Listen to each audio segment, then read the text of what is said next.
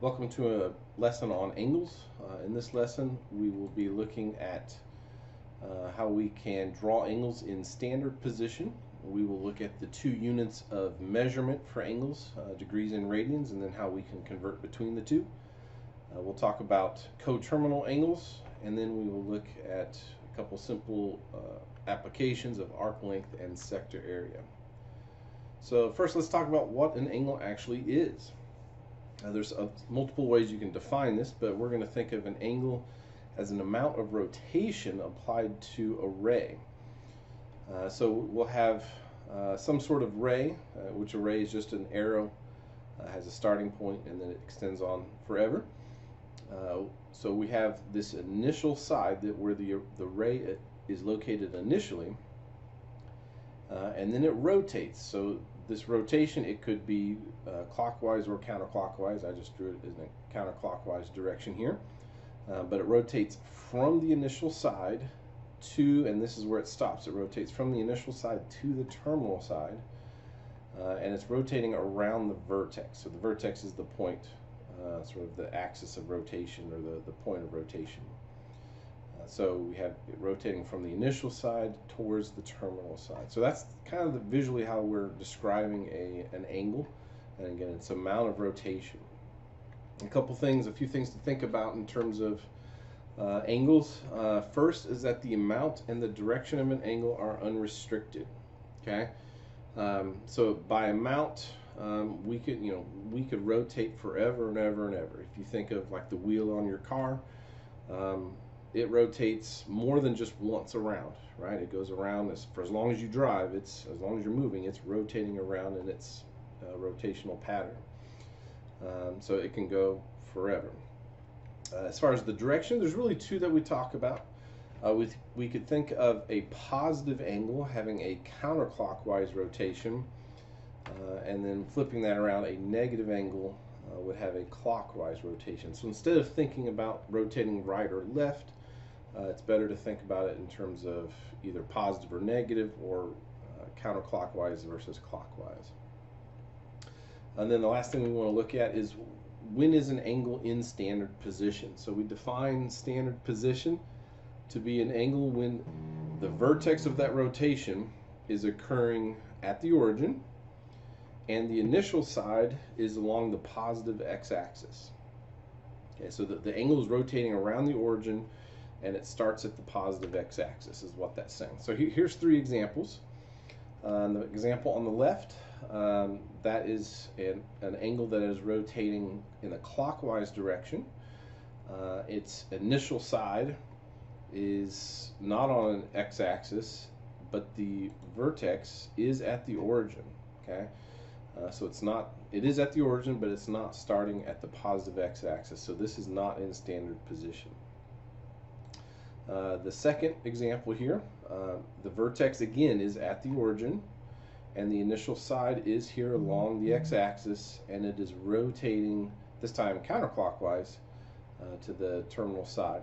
So this one would be an example of an angle in standard position, because again, it's rotating about the origin, and it's starting at the positive x-axis. In this third example, it's actually the same exact angle that we looked at in the second one. But the problem is with this one is that the vertex is not at the origin, and the initial side is not at the positive x-axis. So this is also not in standard position. So only this middle example, the second one there, was in standard position. So oftentimes we're going to be using angles. We don't have to, but we will often use angles in standard position. So the two units of measurement that we have for angles are degrees and radians. So the degree, which we use this little circular symbol, it represents, or is defined as the amount of rotation that is equal to 1/360th of a complete revolution. So it's defined to be a very specific amount. So if you took a circle and you divided it into 360 equal parts, 360 equal rotational parts, each one of those would represent 1 degree. The number 360 is nice because it's easily divisible by a lot of smaller numbers, like 2, 3, 4, 5, 6, 10, 12, 15, and so forth. So it's easily divisible. So if you don't have a calculator, it's kind of easy to work with. So just as a simple example, what does 90 degrees represent? Well, 90 degrees would be 90 of these 100 or 1/360th parts. So 90 over 360, which turns out to be a fourth. So that means 90 degrees is a quarter or 1/4 of a complete circular rotation. Okay, which you should be familiar with 90 degrees. That's a right angle. And that should hopefully make sense that it's a quarter of a circle. As we continue rotating around, if we wanted, again, remember rotation is unlimited. If we rotated another 90 degrees, we'd obviously be at 180. If we did it again, we'd be at 270 degrees. And if we rotated another 90 degrees, we would be back to 360. So if we rotated in the counterclockwise direction, we could hit these 5 angles as we go around the axes. And again, it would just keep going around. You just keep adding 90. We could also rotate the other direction. So let's look at just a few examples here. So 45 degrees, again, we're going to draw all these in standard position. So starting at the x-axis. So 45 degrees, which is less than 90 degrees. It's actually half of 90 degrees, so it should be halfway through the first quadrant. So from the x-axis, we're rotating because it's positive, we're rotating in a counterclockwise direction. So this would be a 45 degree angle. 120 degrees, for another example, 120 degrees is more than 90, so it's more than a 90 degree rotation, but it's less than 180, so it's going to have to be somewhere in the second quadrant. So again, from the x-axis, we're rotating positive, so counterclockwise, into the second quadrant. So that would be 120 degrees. The third one here, a negative 210 degrees. So because it's negative, we're actually going to rotate in a clockwise direction. And so 210 would be bigger than 180, but smaller than 270. So we're going to start at the x-axis, and we're going to rotate 90 degrees, and then 180 degrees, and then a little bit more. And so this would be, it's also back in the second quadrant. But we're rotating past 100 degrees in the clockwise direction. And then the last one here, 300 degrees. 300 is between 270 degrees and 360. So because it's positive, we're rotating counterclockwise, and it's going to stop. The rotation will stop in the fourth quadrant. So again, that's what a 300 degree angle would look like. Radians is defined a little differently. It's defined to be the amount of rotation, still rotation here, but it's defined as the amount of rotation for a point on a circle that traces an arc having a length equal to the radius. So this is a little harder to define and wrap your head around, but it still works nicely. So if we had a circle, on the left side here we have a circle, and the radius of the circle we'll just say is r. Okay, so if I were to draw an arrow on the circle, the length of this arc, the length of this curved arrow, so that it is the same as the length of the radius. So the length of the radius is the same as this arc, this curved arrow. If that's true, then this angle, which oftentimes we use the Greek letter theta, which is what's here, this Greek letter theta would represent 1 radian. Okay, so if that, and that's, doesn't matter how big the circle is, if the radius is smaller, so is that arc length. If the radius is bigger, so is the arc length. So it is a nice consistent way of defining what a radian measure is. If we wanted to draw more than just 1 radian, for example, on the right, I've drawn 1, 2, 3 radians, and so these 3 little wedges here would represent 1, 2, 3 radians. And notice that at 3 radians, it just ends short of a full half circle rotation. Now, if you know what pi is 3.14, so it's 3.14 radians. So that's 1, 2, 3 radians, which means this little sliver here at the end has to be the 0.14 radian.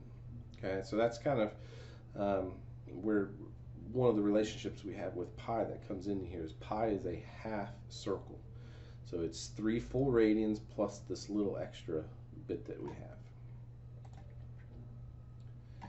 If we want to look at unit conversions, so we use the idea that a full rotation is 360 degrees. It would also be 2 pi radians. Again, 1 pi is half a circle, so 2 pi would be the whole circle. Both of those can be divisible by 2, which gives us 180 degrees is the same thing as pi radians. So to convert units, we're going to use sort of unit conversion, dimensional analysis, kind of a process that you've probably seen before.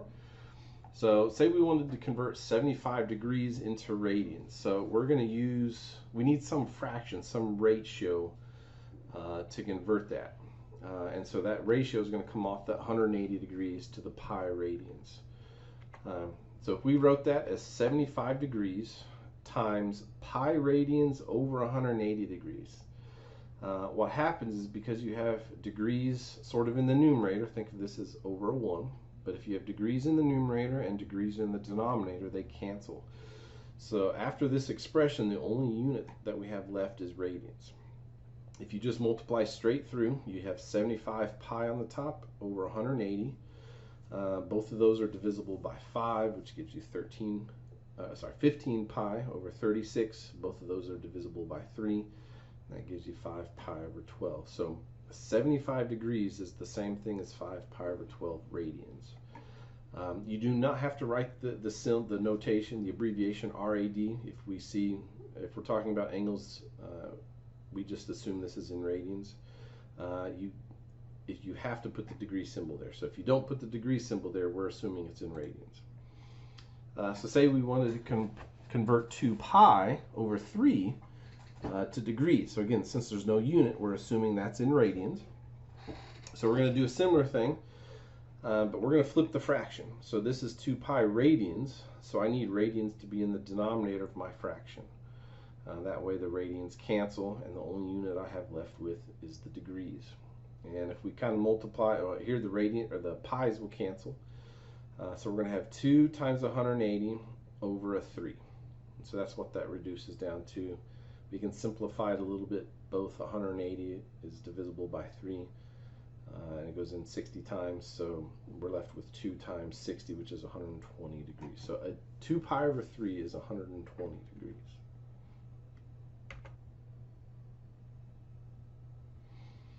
We define angles to be coterminal if they differ by a multiple of 360 degrees or 2 pi radians.